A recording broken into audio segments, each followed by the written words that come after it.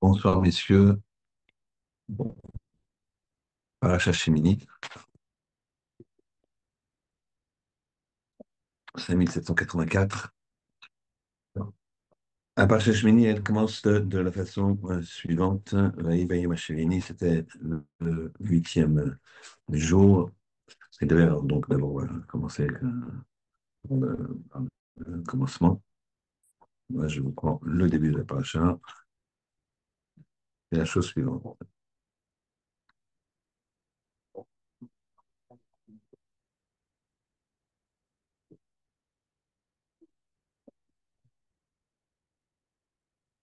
Vaï Vaï Shemini, Kara Moshe et Aaron, c'était le huitième jour et Moshe il a appelé Aaron, Ulvanab et ses enfants, Zikni Israël et les anciens d'Israël.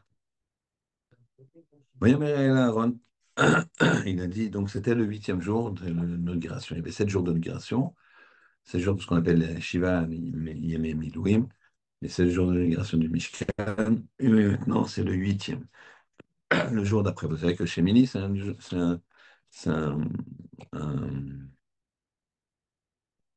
un chiffre qui représente l'intemporalité, la spiritualité, voire l'éternité. Chez Mini. Pourquoi? On est dans le système 7, d'accord? Une semaine, c'est 7 jours. D'accord? Il y a des cycles de 7, c'est des cycles naturels. Regardez autour de vous, vous verrez. Le huitième, c'est un, c'est un chiffre, je va dire, d'une spiritualité très élevée. D'accord? On fait la Brit Mila le huitième jour. Très bien. Vayomer el Aaron kach lecha egel ben bakar. Prends un egel, un veau, ben bakar, de gros bétail, les khatat comme korban khatat, veille leola, le temimim, et un bouc pour un korban ola. La crève d'Ifn Hachem, apporte-le devant Hachem. Très bien, donc. Il a un corban, notamment d'un veau. C'est un petit peu étonnant parce que ça fait penser à quoi, le veau? Au veau d'or. Donc on va prendre un veau pour inaugurer le Mishkan qui est, qui a été retardé, qui a eu un problème par rapport au veau d'or. Ben Ben Israël, Kedaber Nemor, Kechou, Seirizim, Lechatat. Prenez pour vous un Seirizim, un bouc de bélier, on peut dire comme ça, quoi. Les khatat comme korban khatat, ve'egel, vakeves, et aussi, donc egel un veau, vakeves, c'est un agneau, beneshana temimim, leola, d'un an, temimim, parfait, leola comme korbanola, entièrement brûlé. Véchor, et un taureau. Ve'aïl, et un bouc, l'ishlamim, en tant que korban shelamim. Isboach livna Hashem, pour sacrifier de Hashem, ou mincha. Encore plein de corbanotes, quoi. Ou mincha, il y a un korban mincha, c'est Beloul Bachemen, qui est donc baloul mélangé avec de l'huile. Donc mincha, c'est de la farine avec de l'huile, du gâteau, quoi. Qui a yom, Hachem niré alechem. Ce jour-là, Hachem niré alechem. Il va se dévoiler. Il va vous voir. Il va se dévoiler. Donc ici, on va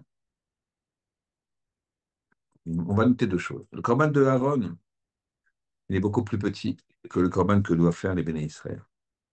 Dans les deux cas, ils doivent prendre un égel, c'est-à-dire veau, un veau. Étonnant, puisque normalement, on a le veau, il rappelle le veau d'or. Donc, première question, pourquoi un veau? Deuxième question, pourquoi Aaron il offre beaucoup moins de corbanotes que le Béné Israël? On dirait lui, il est seul, ils sont nombreux. Non, en général, c'est les mêmes corbanotes, c'est la même quantité de corbanotes. Il n'y a pas une différence aussi importante que les Béné Israël, ils offrent beaucoup de corbanotes. Très bien. Autre question. Le pasouk À la fin, on va prendre maintenant la fin de la paracha. Passouk, quelques psukim avant le maftir. Chapitre 11, verset 43 pour ceux qui veulent suivre. Al Teshaketsu, on parle de la cacherotte. Al Teshaketsu et nafshotechem. Ne vous rendez pas sheketz dégoûtant. Donc ne rendez pas dégoûtant votre âme, votre vie. Bechol Sheretz Hashoretz. Avec tous ces sheretz, ces, on va dire, ces reptiles, ces rampants qui grouillent.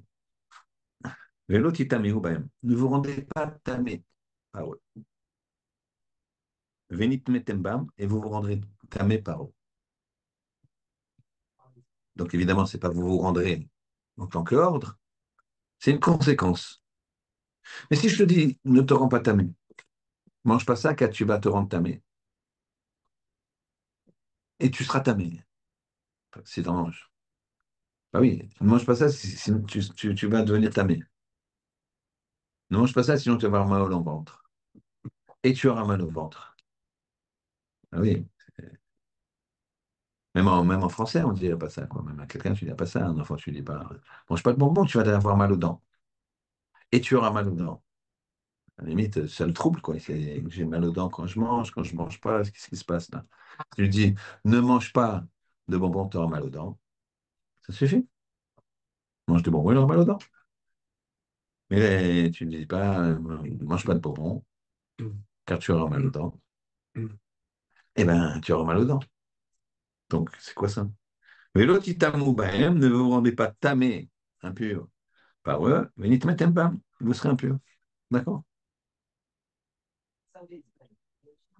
Autre question. Il y a marqué comme ça. Qui a ni Hachem, le passage d'après. Qui a ni Hachem, je suis le Hachem, l'éternel, Elokechem, votre Dieu. Vite kadishtem, vous vous rendrez saint. Vitem kedoshim, et vous serez saint. Même chose. Vous vous rendrez saint, d'accord?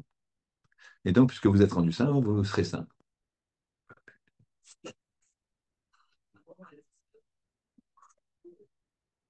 Donc là, on ne comprend pas. D'accord?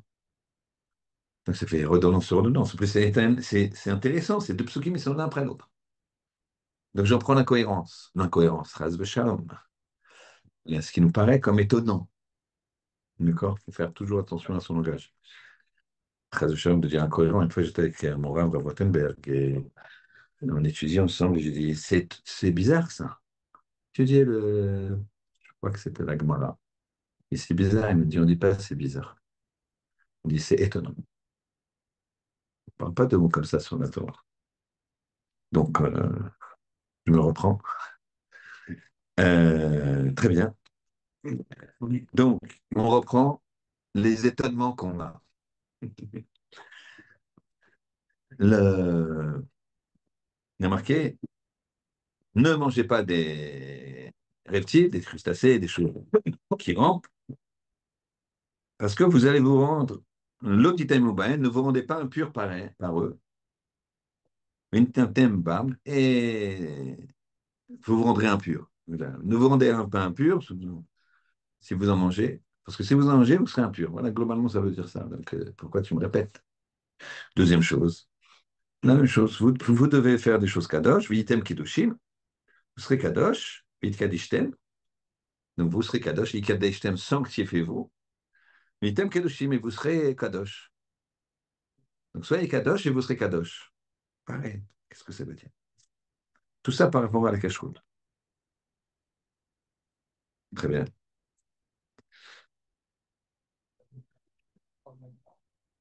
Autre question. Le- Il y a un principe de vérification des corbanotes.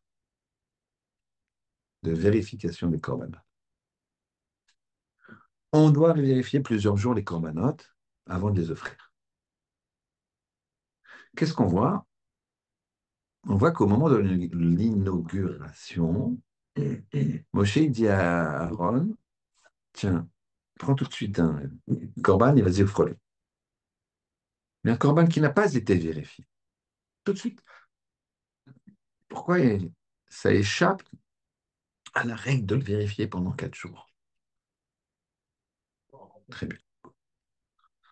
Alors, on va reprendre un petit peu les questions pour être bien clair.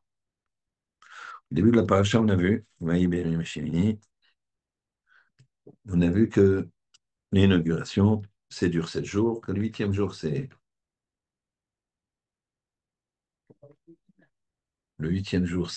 un jour qui touche l'éternité, d'accord, comme on sait. Et on voit que ce jour-là, il y a eu des corbanotes, bien que l'inauguration était finie, c'était la fin de l'immigration. 7 jours, c'était suffisant. Huitième jour, c'était en plus. On voit que Aaron, il va offrir des corbanotes, 2 corbanes, alors que le clan Israël va offrir beaucoup de corbanotes. Corban tzibour, bien sûr. Corban pour toute la communauté. Donc la communauté va offrir beaucoup plus de corbanotes que celui de Aaron. Pourquoi? Deuxième question, il y a marqué, mangez pas des vers, etc. Parce que si vous en mangez, vous serez tamé. Ne vous rendez pas impur en les mangeant, car vous vous rendrez impur. Sous-entendu, si vous en mangez. Tu me rappelles. Autre chose, passouk d'après, sanctifiez-vous, car et vous serez sanctifiés. Pareil, même principe. Troisième question, quatrième question. On doit prendre le temps de vérifier le Corban, 4 jours. Et le huitième jour, le jour de l'inauguration, on voit que Moshe dit à Aaron, vite, vite, vite, prends un Corban et vas-y au Chol. On n'a pas eu le temps de le vérifier. Bien sûr, il l'a vérifié une fois, et on est sûr qu'il est caché, mais d'habitude, c'est pas comme ça qu'on fait, on vérifie 4 fois. Donc c'est sûr qu'il était caché. On le vérifie, tout va bien, on vérifie du vivant, on vérifie l'animal pour savoir s'il est caché. Et après qu'on fait la shrita, on vérifie s'il était à l'intérieur de ses poumons, une fois, etc., etc. Donc on a vérifié. Mais normalement, on vérifie 4 fois, 4 jours de suite.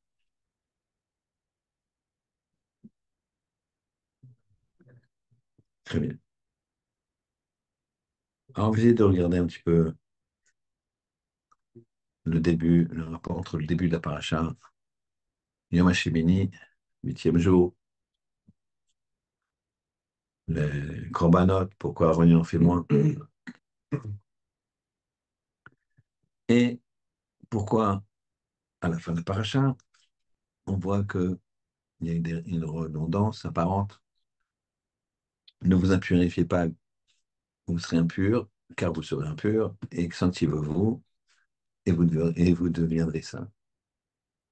Tout ça, c'est des questions qu'il faut comprendre, et sans oublier la question pourquoi Moshe, il a été rapidement, il a dit à Aaron, prends ce corban, offre-le tout de suite.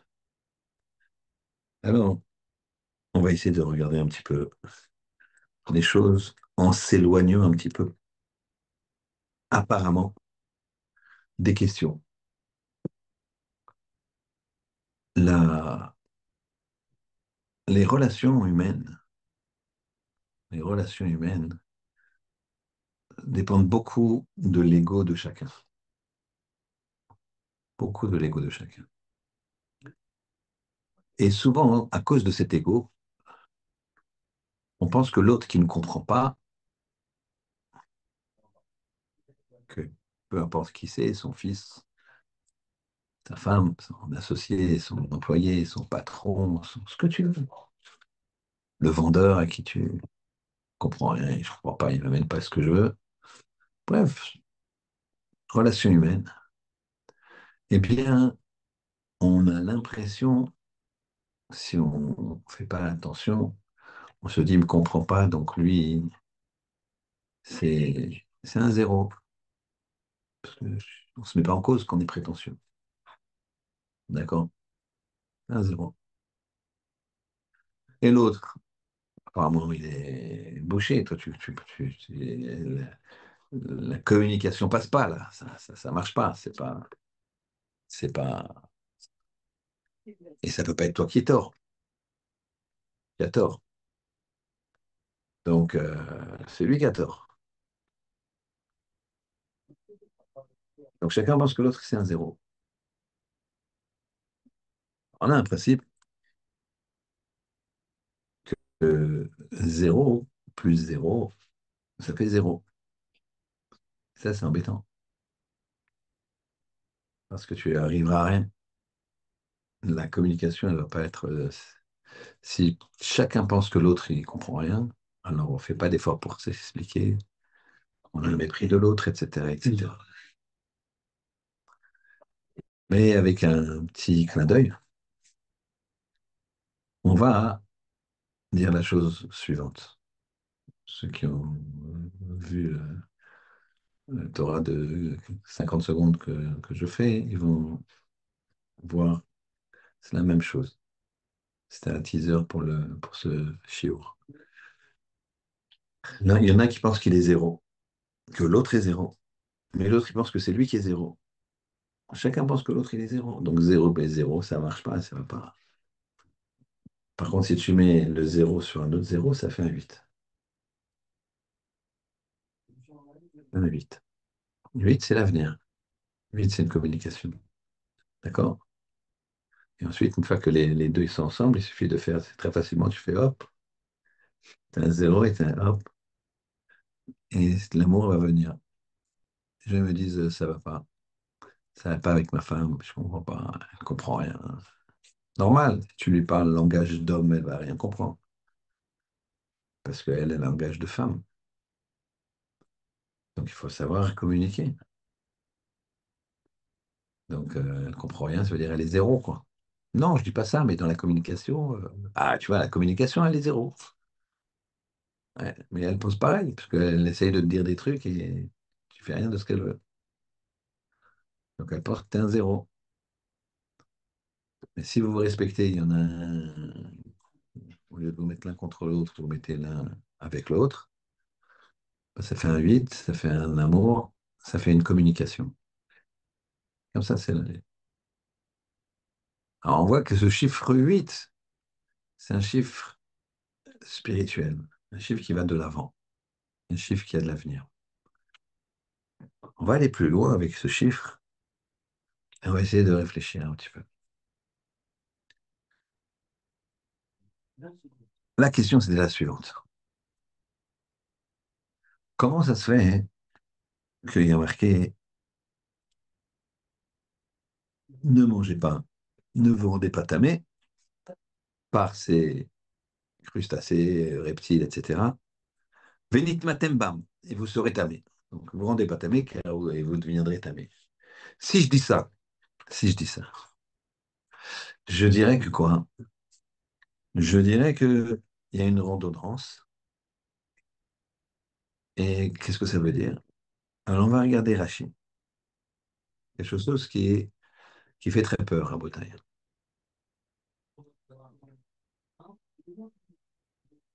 En même temps, qui est porteur d'un très grand espoir. Rachid dit sur ça, Venit matem bam. Imatem metaemim bahem ba'aretz. Si vous vous rendez tamé par ces choses-là qui sont sur terre, afani metame etrem. Moi aussi, je vous rendrai tamé, baolam haba, dans le olam haba. Donc en fait, Rabotai, ici c'est clair. Si tu es tamé là-bas, ici, tu seras tamé là-bas. Et tamé ici, c'est quand tu n'as pas d'avenir. La Touma, on l'a déjà expliqué plusieurs fois, c'est quand il n'y a pas d'avenir. Donc il n'y a pas d'avenir ici, il n'y aura pas d'avenir là-bas. Donc on voit ici qu'on a une relation de cause à effet entre ce qu'on mange, entre autres, ici s'il s'agit de ça, et l'avenir. Quelqu'un qui mange une mauvaise cache-croûte, qui ne mange pas cachère, il va entamer. Tamer, c'est-à-dire qu'il n'a pas d'avenir, c'est-à-dire qu'il ne va pas comprendre.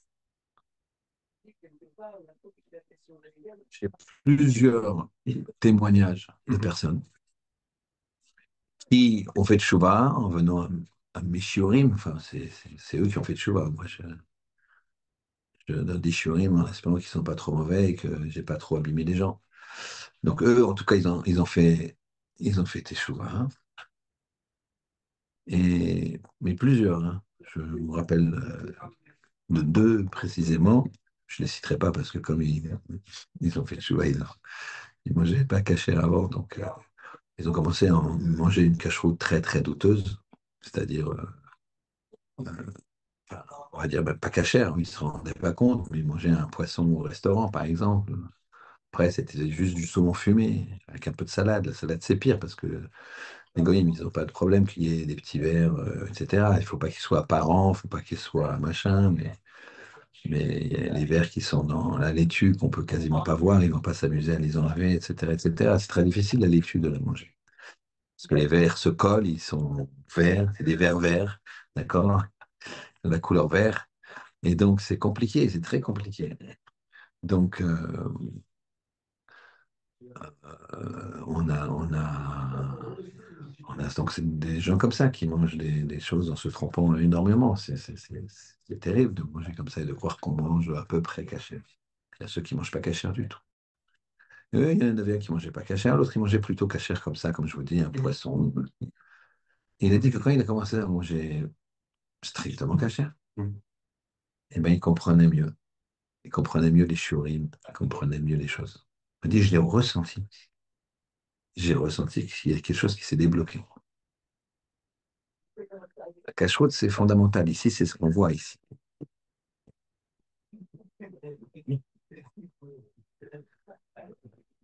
Donc ici, première ridouche extraordinaire. Si vous êtes tamé, si vous vous rendez tamé ici, en mangeant des choses taref, eh bien, vous aurez une touma là-haut aussi. Je vous rendrai tamé en bas, en haut. Ça, c'est la première redondance. La deuxième redondance, on en parlera un petit peu plus tard. Celle de soyez saints, rendez-vous saints, vite kadishtem, et vous serez saints. Très bien. Avant ça, on va revenir au début de la paracha et on va essayer de comprendre qu'est-ce qui se fait que Aaron, il a offert un ou deux korban, deux corbanotes, et le clan Israël, ils ont offert beaucoup plus. Alors en fait, une fois, il y a un homme que son ami,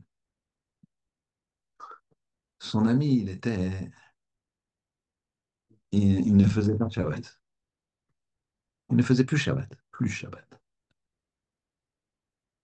Mais discrètement, il a vu qu'il y avait un problème. Il venait plus à la choule. Et un jour, il a vu de loin rentrer dans un magasin Shabbat, acheter quelque chose. Ah, il était désespéré. Il ne savait pas comment faire. Il savait que son ami, cette personne-là, c'est pas quelqu'un qui était très facilement, qu'une remontrance, qui accède très facilement à la remontrance. C'est difficile d'accepter une remontrance. Quelqu'un qui te montre une faiblesse. Pourquoi tu fais ça? Tu fais plus Shabbat, tu dois compte, c'est honteux, machin. Il ne savait pas quoi faire. Alors qu'est-ce qu'il a fait? Il l'a appelé un jour, il lui a dit, je peux te voir, j'ai besoin d'un conseil. Il a dit, bien sûr, viens. Alors il a dit, quand ils se sont vus, il lui dit, c'est important, très important. Il a dit, bien sûr, viens me voir. Il va chez lui, il l'accueille, bien, il lui donne c'est le roi, les chaim, bracha. Et là, celui qui fait Shabbat et qui veut faire une remontrance à son ami qui fait plus Shabbat. Mais cet ami qui ne fait plus Shabbat ne sait pas qu'on va l'appeler Réhouven. C'est pas que Réhouven sait qu'il ne fait plus Shabbat. On va dire Réhouven, il fait Shabbat, c'est son ami.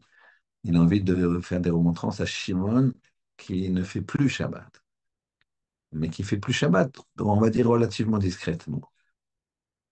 Les gens ne sont pas censés savoir, ils ne s'affichent pas, mais ils le font plus. Alors, Réhouven qui fait Shabbat va s'adresser à Shimon qui ne fait plus Shabbat. Il va lui dire, écoute, Réhouven, écoute Shimon, j'aimerais avoir un conseil de ta part, parce que tu es comme moi, tu fais Shabbat comme il faut, et tu vas ressentir ce que je t'ai dit. J'ai un ami, tu ne connais pas, mais c'est un ami comme toi, une vraie amitié, et j'ai découvert qu'il fait plus Shabbat. Au départ, j'étais terrifié, j'étais tellement triste. Tu te rends compte, il fait plus Shabbat, il commence à lui dire, tu te rends compte ce que c'est Shabbat? Shabbat, c'est le Me'en Olam Haba. C'est un jour qui est plus que 24 heures. C'est un jour qui déborde sur le huitième jour, sur la notion de Me'en Olam Haba. C'est un goût de monde futur. La matérialité, elle n'a plus la même valeur. D'accord? La vérité, elle est. La preuve, regardez ce qu'on mange à Shabbat. On ne pourrait pas manger ça, ces quantités la semaine. D'accord? C'est-à-dire que la matérialité, elle est une autre dimension. Et il commence à lui parler comme ça, sur l'importance du Shabbat et tout. Et l'autre, écoute, il voit qu'il a un peu les larmes aux yeux, il n'ose rien dire, il regarde, il fait il baisse les yeux un peu, il fait semblant de réfléchir. Et puis après, Reuven dit à Shimon, Reuven qui fait Shabbat et qui a fait, entre guillemets, des remontrances déguisées, sans passer directement par lui, sans lui dire, voilà, pourquoi tu fais pas Shabbat? Il dit, alors maintenant, qu'est-ce que tu me donnes comme conseil pour cet ami que tu connais pas, qui ne fait plus Shabbat? Qu'est-ce que tu me donnes comme conseil pour lui dire de refaire Shabbat et pour essayer de le mettre devant la gravité de cette chose? L'histoire ne dit pas si Shimon il a fait tchouva ou pas. En tout cas, Reuven, il a fait ce qu'il fallait faire, sans attaquer la personne, sans l'agresser. Ça s'appelle avoir un coup d'avance. Tu sais qu'il ne fait pas. Tu sais que il ne va pas accepter tes remontrances, alors tu le présentes différemment. Eh bien, c'est la même chose avec Aaron et les Bnei Israël. Aaron, il n'a pas fauté dans la faute du veau d'or. On a déjà expliqué plusieurs fois, peut-être on reviendra encore une fois. Mais Aaron, il a sacrifié son Olam Haba pour les aider à faire le veau d'or, rappelez-vous. Donc Aaron, il n'a pas fauté. Les Bnei Israël ont fauté.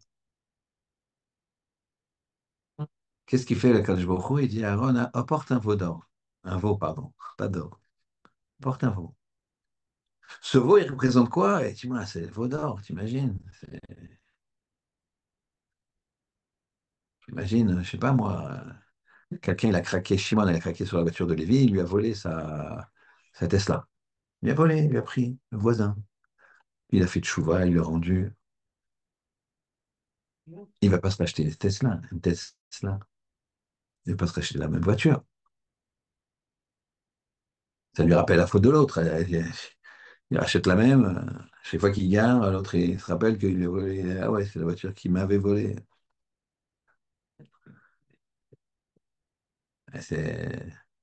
Et pourtant, Hachem il dit, Hegel, un veau. C'est la même chose. Aaron, il montre que comme s'il avait fauté lui aussi. C'est un intermédiaire. Mais le clan d'Israël, eux, ils ont fauté. Donc ça ne suffit pas un veau. Il faut un veau, puis une autre chose, puis une autre chose, puis une autre chose. C'est là où tu vois que quand il y a des remontrances, des tochachot, eh ben ça, il faut le faire de façon fine. Ou comme l'histoire de Shimon et de Reuven avec qui est devenu, qui n'était plus Shomer Shabbat, ou d'une façon détournée. Et c'est à l'instar de ce qu'a fait Akadosh Baruch Hu. Il a dit à Aaron, montre comme si tu avais péché, toi, en offrant un veau. Et comme ça, eux, ils se disent, bon, on est tous dans le même sac, comme on dit. Donc si Aaron il estime d'avoir une responsabilité, nous aussi on a une responsabilité. Si quel rapport avec Shemini, chiffre 8, c'est parce que ça donne la possibilité au clan d'Israël de faire teshuva, et quand tu te fais teshuva, les portes s'ouvrent, tu vas avancer. Si tu veux pas teshuva, tu restes dans ton erreur. Alors les portes elles s'ouvrent, et tu passes au dossier suivant. Tu passes à l'étape suivante qui va te faire grandir. Donc Aaron, évidemment par l'intermédiaire de l'ordre d'Hachem, en disant, mais moi aussi j'ai fauté, j'ai besoin d'une expiation, alors les autres, ils disent, bah, nous aussi. Et donc, on avance. Huitième, rappelez-vous, c'est après. C'est quand il y a de l'avenir. Donc là, on comprend. Il faut répondre à la question, comment ça se fait que Moshe, il n'a pas demandé à Aaron d'attendre 4 jours. Normalement, il aurait dû l'offrir le 12e jour, le corban suivant. 7 jours, on a les corbanotes qui sont prêts. Fin du 7e jour, Moshe dit à Aaron, t'offres un corban. Et demain. Donc il n'y a que 24 heures pour vérifier la bête. Normalement, c'est 4 jours. C'est pas 24 heures, c'est 96 heures. Parce que 7, on ne s'arrête pas sur 7. Dès que tu as fini, tu dois recommencer. Dès que tu as fini, tu dois recommencer. Simchat Torah, on finit la Torah. Oui. Zot HaBeracha, on finit. Tout de suite, qu'est-ce qu'on fait? Bereshit. On ne s'arrête pas sur Zot Torah. Quand on finit une série de Gemara, on fait quoi? Adranallah. Je reviendrai vers toi. Masechet, tac, tac, tac. Et logiquement, dans les shiurim, quand on fait un événement avec un repas, alors on ne fait pas ça. Mais dans les shiurim, quand on arrive à la fin, Adran Alach, on commence la Mishnah de la Masechet d'après. Non, on ne s'arrête pas là. Ah, ça y est, on a fini, messieurs, Mazel Tov. Non. Ça, c'est pour quand on fera la Messiban, quand on fera le repas. C'est extraordinaire de finir une Masechet. Pourquoi? Il y a de l'avenir, on bouge, on bouge, on bouge.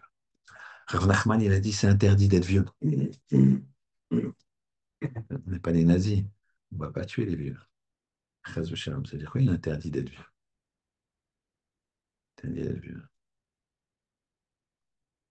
Moi, puisque je parle de ça, c'est sorti tout seul. J'étais 2 jours à Auschwitz, là, il y a quelques jours, dimanche, lundi. Et il y a deux choses qui me sont venues. Une chose qui est en rapport avec ce qu'on veut dire, et une chose qui est aussi en rapport avec ce qu'on va dire. La première chose, c'est que la,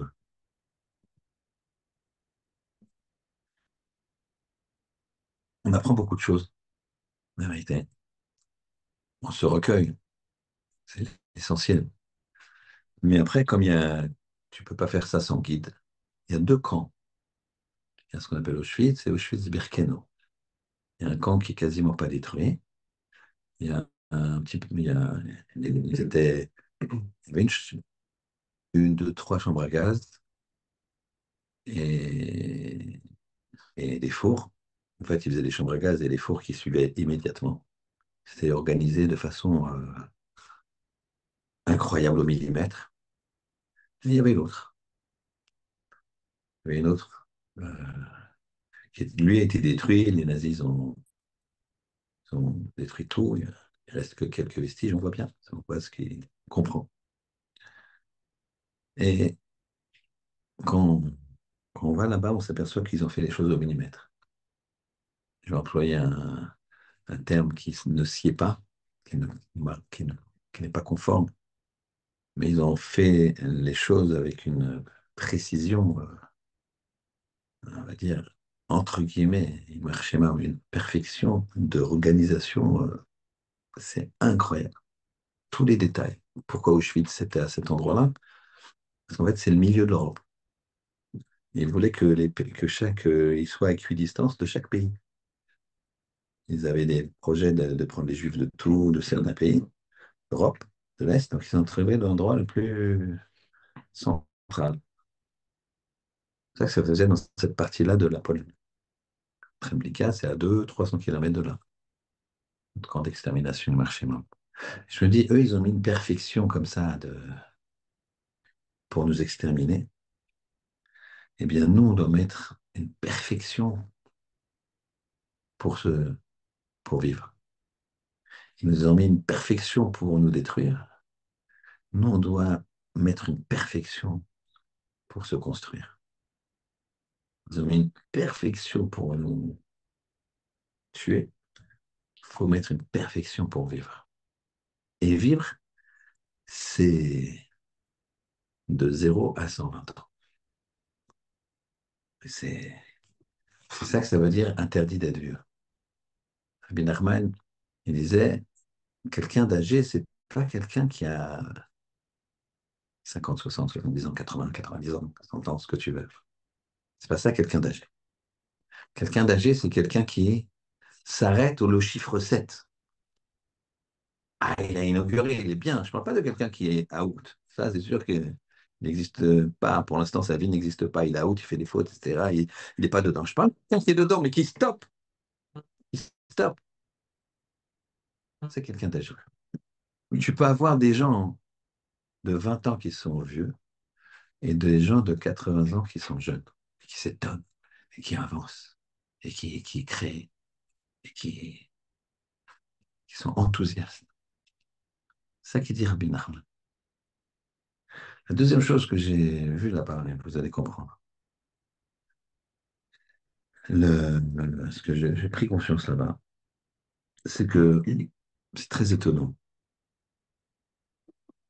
C'est très étonnant, entre guillemets, que ce problème de la Shoah, il a été identifié par un nom, Shoah. Shoah, c'est un nom hébreu qui veut dire désolation. Tout ça vient. Pourquoi les nations elles vont donner un nom hébreu? Demande-leur à Shoah ce que ça veut dire chez eux, ils ne savent pas. La Shoah, c'est la Shoah. Nous, Shoah, c'est dans les Télim, Shoah. Désolation. Il y a un autre nom que les nations y donnent aussi à la Shoah, c'est quoi? Holocauste. Holocauste. Holocauste, c'est Corbanola. Ola, prends une traduction. Holocauste. Ola, Holocauste. Et chez eux, qu'est-ce que ça veut dire Holocauste? Un sacrifice entièrement brûlé. On est d'accord? Le Corbanola, il était effectivement entièrement brûlé. Sauf deux choses. Deux choses qui n'étaient pas brûlées. C'est la peau, on dépassait l'animal, et les cornes. Ça, c'était pas brûlé. C'est-à-dire que ça passait pas par le feu. Ça restait. Les cornes, c'est quoi? Alors, les cornes, c'est les cornes. Mais pour ceux qui ont un petit peu de culture, parce que, écoute, pas rester tout le temps à l'Yeshiva, il faut un peu, écoutez, regarder ailleurs ce qui se passe. Chas de shalom. En tout cas, pour ceux qui ont un peu de culture, qu'est-ce que vous voulez, il y a un artiste qui s'appelle Michel-Ange. Il a sculpté un Moïse. Et Moïse, à un moment, il a marqué qu'il avait Keren Or.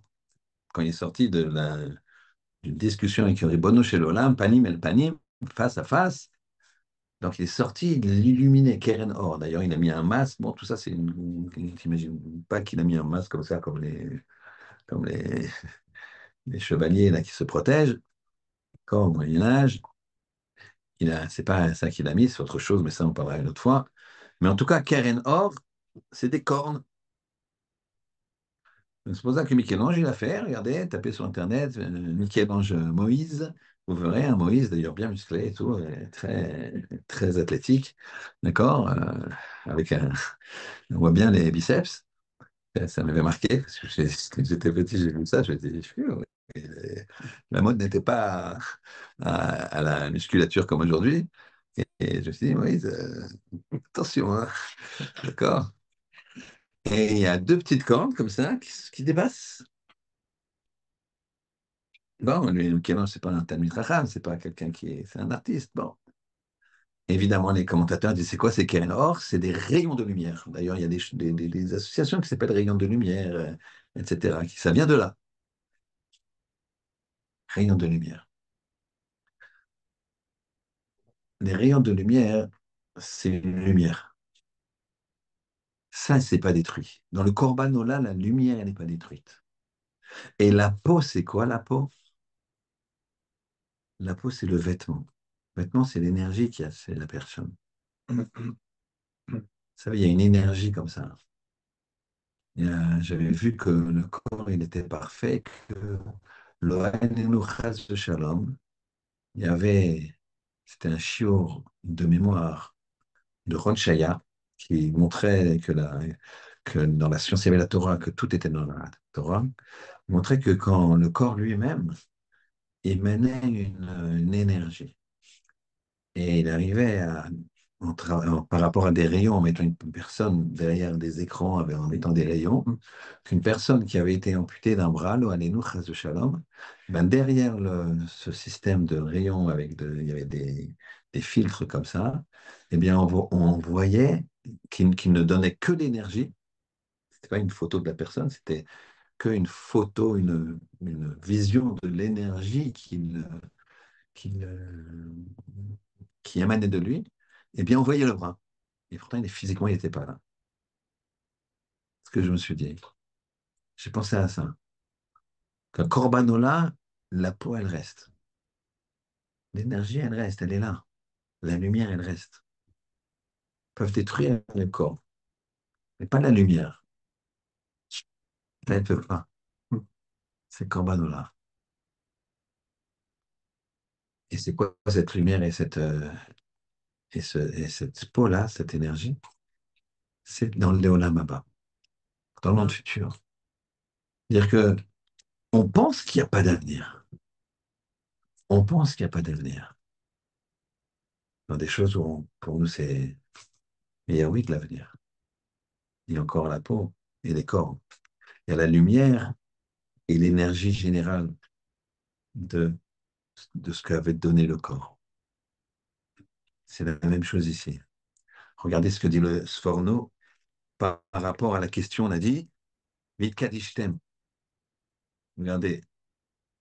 Et là, vous allez voir quelque chose d'exceptionnel et qui doit faire en sorte que la personne, elle doit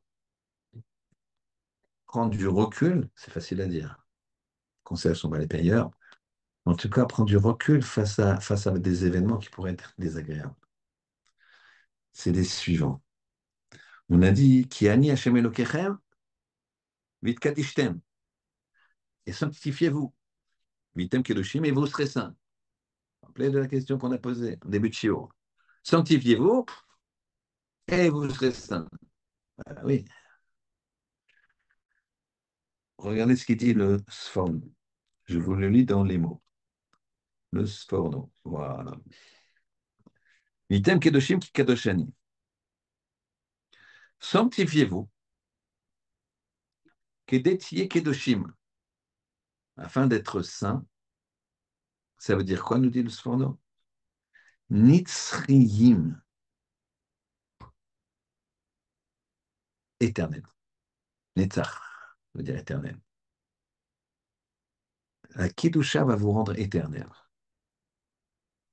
Tu veux toucher l'éternité? D'accord? Forever young, comme ils disent.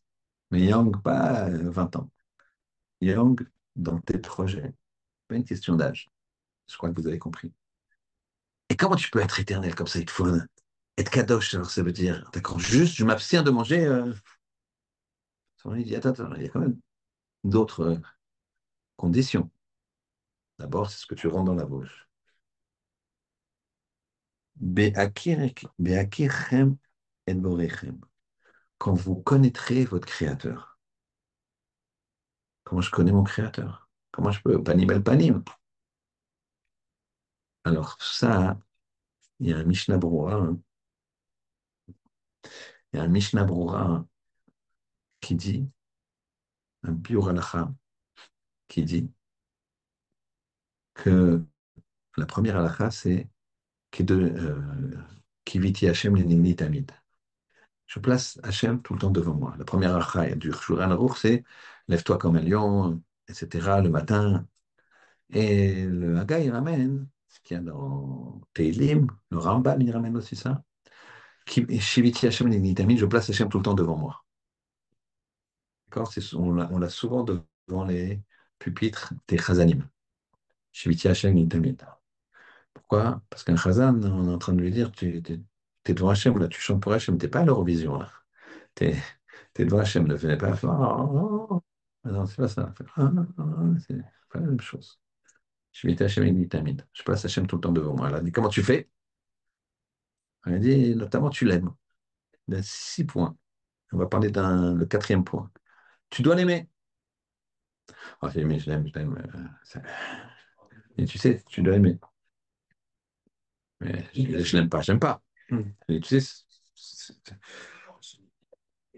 ton frère, là, tu dois l'aimer. Mais j'arrive pas. Tu dois aimer ce steak. J'aime pas la viande. Tu dois aimer. On ne peut pas forcer à aimer. Il faut aller dans les shidduchim. Personne dit, ah, j'ai pas de sentiments. Je dis, bah, au Hachem que tu n'as pas de sentiments. Pourquoi en 4 jours tu crois avoir des sentiments? Si tu avais des sentiments, ça ne serait pas des sentiments, ça serait une envie. C'est pas tout à fait la même chose. Parce qu'une fois qu'elle est assouvie, si c'est que ça, c'est problématique. Donc, c'est pas ça qu'on regarde. C'est qu'une fois que tu connais, tu vas aimer. L'amour, il devient de plus en plus intense avec l'âge si tu construis ta vie. Si tu te rends compte que la femme que tu as en face de toi, elle est exceptionnelle. Déjà, elle t'a supporté. Donc faut pas... Bon, mais nous aussi, c'est dans les deux sens. Donc, il faut connaître Hachem pour l'aimer. C'est ce qu'il dit. Et comment tu l'aimes? Vayu adevarim haele. Ve'afta et Hachem Elokecha, vayu adevarim haele. Ces paroles-là. Donc, tu vas aimer Hachem quand tu vas le connaître. Comment tu le connais? Tu étudies la Torah. Et ensuite, tu vas aller dans ce chemin. Tu vas appliquer. Et donc, c'est la recette pour être éternel. Pour être éternel. Ce qu'il dit le Sforno. Le Sforno, c'est pas un Mekoubal. Sforno, c'est un commentateur de la Torah. Mot à mot. Il t'explique qu'est-ce que c'est que cette histoire de dire sanctifiez-vous et vous serez saints. Ça veut dire ce que je viens de vous dire. Tu vas te sanctifier, donc pas te rentamer, donc tu vas devenir kadosh et tu vas toucher l'éternité. Comment ça? En connaissant Hachem. Comment ça? En étudiant et en appliquant. Donc là, ici en Bretagne, on a quelque chose d'extraordinaire. On a une recette pour toucher cette éternité qui apporte un grand bonheur. Et tu vois que chez les personnes âgées, religieuses, bien que quand on a 95 ans, ça commence à s'ouvrir la porte, quoi. Eh ben, ils étudient, ils ont le sourire. Ils sont encore enthousiastes. Ils vont, c'est moi, il y a un Rav qui est venu chez moi il y a quelques années, il s'appelait Rav Roth, 85 ans. Il devait avoir minimum 100 petits-enfants. Et arrière-petits-enfants, un paquet aussi. Mais minimum. C'est pas tellement exceptionnel, Abdelbrak. Puisqu'ils se marient à 20 ans, ils ont 10, 12 enfants. Et donc, regarde, 20 plus 20 plus 20 plus 20, 80 ans, ça fait beaucoup. Bah, alors là, j'ai quelqu'un qui est arrivé, 60 ans, quelqu'un que je connais, qui est arrivé, un Talmid Chacham, grosses difficultés financières, qui a des enfants malades et tout. Et il m'a dit, aujourd'hui, mon 56e petit-fils est né, petit enfant est né. Je dis, bon, j'ai préféré qu'il me dise 55, j'étais dans une choule tunisienne, mais c'est mieux 56, ça fait un de plus. Bref, ce Rav, il s'appelait Rav Roth Zecher Tzadik, Kadosh Libracha, Av Bendin, à Bnei Brak. Je suis très chachouf. J'avais, bon, donc il y a peut-être ouais, 20 ans, puisque mon fils, il m'appelle, il n'avait pas encore la coupe de cheveux, donc il avait 3 ans, ou un petit moins de 3 ans. Et il était très affectueux, mon fils. Et à un moment, il veut courir vers moi, mais il court vers lui parce que si j'étais assis à la table de Shabbat, lui, il était à ma gauche. Mon fils, il était par là-bas. Donc mon fils, il court vers moi, mais en même temps vers lui, parce que. Et lui, qui avait, Baruch Hashem, qui était fort, qui était bien. Il a pris comme ça, il a joué avec lui, mais comme si, je veux dire, comme si, tu vois, il avait pas l'habitude, quoi. Avec une spontanéité, avec un enthousiasme incroyable, incroyable. C'est ça la jeunesse. Vous serez Nitzrichim, Netzach. C'est comme ça qu'on est Netzach. Tu as des projets, tu veux encore progresser, tu veux encore arriver, tu veux encore servir Hachem, tu veux avancer, tu veux faire progresser l'autre, tu tiens compte de l'autre. T'arrives, tu vas dire, tu sais, j'ai un problème. Alors que c'est l'autre qui a le problème, et c'est comme ça, il te conseille, comme cette histoire avec la personne qui faisait pas Shabbat, etc., etc. La capacité de manger cachère, de s'interdire des choses, c'est ça qui va forger la personne. Elle va se... Quand tu t'interdis quelque chose, tu te permets autre chose. Tu t'interdis, rappelez-vous toujours ça, tu t'interdis quelque chose, tu ouvres une autre porte. Quelqu'un dans la pureté familiale, il y a des moments où sa femme, on ne peut pas aller avec sa femme, donc il s'interdit un contact physique. Mais il s'ouvre une porte de communication avec sa femme extraordinaire, que jamais il aurait pu avoir si il ne faisait pas ça. Un garçon célibataire qui se protège, alors il s'interdit des choses. Il va s'ouvrir des portes que le jour où il va se marier. Bah, bah, c'est toujours comme ça. Une histoire que une personne m'a raconté. On va finir avec ça, hein. Une personne qui m'a raconté personnellement. Voilà, personnellement. Il s'appelait Monsieur Ripstein. C'était un traiteur connu à l'époque. Et il m'a raconté de lui-même. Il m'a dit, quand j'avais 10 ans, j'étais dans le ghetto de Varsovie. 10, 11 ans. On avait faim, c'était la catastrophe. J'avais une grande sœur de 14 ans. Un jour, comme c'était la pagaille et tout, la maladie, la tristesse, terrible. J'ai... Ma sœur est arrivée et dans une urine comme ça, elle avait trouvé un poulet. Donc elle a mis le poulet à sa mère. Elle lui a dit, maman, regarde, il y a un poulet. La mère a dit, ah, c'est extraordinaire. Amène-le au chourette et on va manger le poulet. Imaginez ce qu'ils mangeaient les malheureux. Ils mangeaient rien. Amène le poulet au chourette. Le chourette, il fait la shrita. Et c'est l'époque où les gens, ils cachérisaient la viande. Pas hyper cachère. Les femmes, elles cachérisaient la viande. Et donc, elle cachérise. Et elle dit, tiens, j'ai l'impression qu'il y a un problème là, sur ce poulet. Ah. Alors, M. Epstein, qui était le jeune petit Epstein à ce moment-là, Il m'a raconté que moi, j'en pouvais plus. Alors, ma mère elle me dit, non, non, il faut la montrer, faut le montrer au Rav. Prenez le poulet, amenez-le au Rav. Ils font la nuit entre les maisons à moitié en ruine. Ils vont jusqu'à la maison du Rav. Là, il me raconte qu'il a trouvé le Rav. Il m'a dit, j'ai une image qui me reste toute ma vie. C'était une pleine lune. Le Rav, il était proche de la fenêtre avec une Gemara. Et la lune, donc, faisait une lumière, quoi, suffisante pour pouvoir lire. Il était comme ça en train de lire, étudier sa Gemara. Et donc, on est arrivé. Il était étonné, il nous a regardé. Il m'a dit, on a une Sheila. Il dit, c'est quoi la Sheila? Voilà. Est-ce que ce poulet, il est caché ou pas caché? Ouais, le Rav, il a regardé.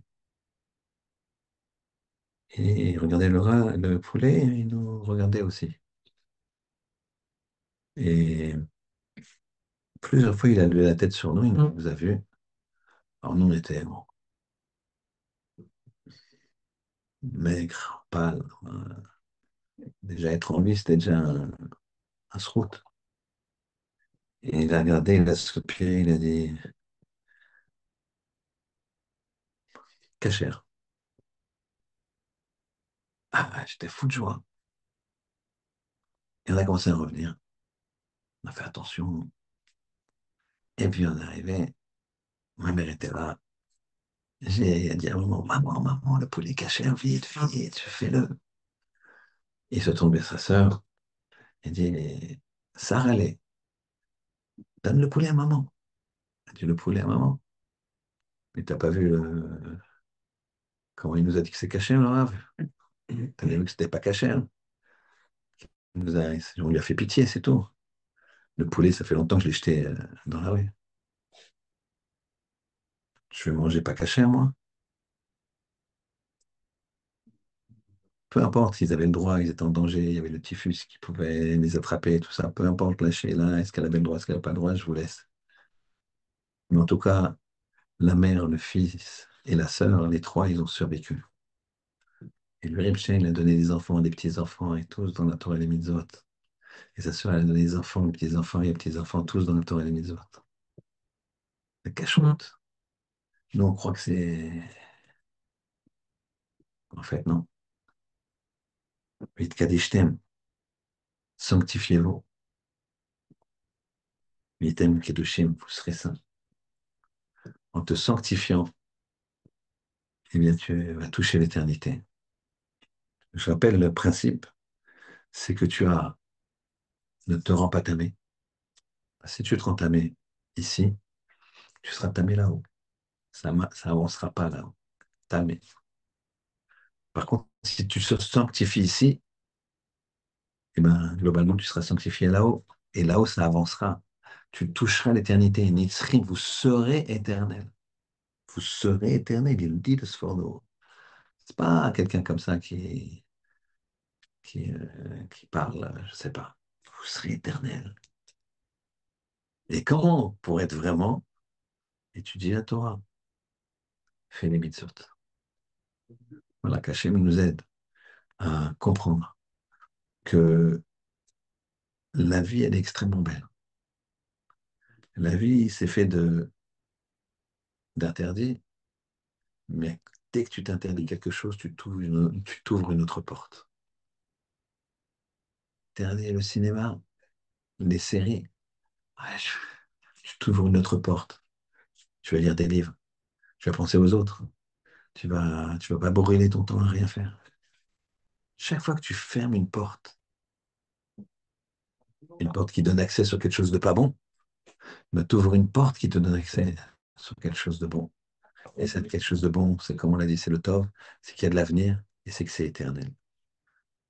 Voilà la recette, d'après le Sforno, d'après la Torah, donc la vraie recette pour être forever young. Shabbat shalom.